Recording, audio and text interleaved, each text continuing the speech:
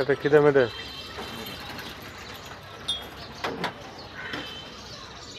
রোডে ভাড়া নাই, কালকে লকডাউন গেছে। আজকে দেখি কি ডাউন ইন্টারভিউ হচ্ছে। আজ কি ডাউন ছবিটা সে ইন্টারনেটে ছাড়ে দাও। বহুত আছে। আপনি কি সেই টেনশনে বিড়ি খাচ্ছেন নাকি ভাই? হ্যাঁ, বহুত টাকা দিন তো আমি এখনো বিয়ে করছি। বিড়ি খেলে কি ঋণ কমবে? না, ওই টেনশন থেকে মুক্ত হবো।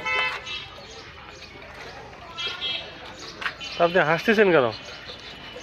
আজকে ওই চিন্তার ঋণের কথা মনে উঠেছে। তাই যাই হোক, বিড়ি খাওয়া ভালো না ভাই, বিড়ি খায়েন না। বিড়ে খাওয়া না তো শাড়ি দেওয়া বলে ছিল না, আছে এখন দেখা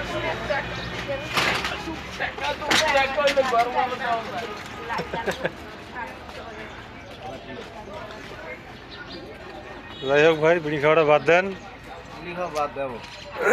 ভালো হবে।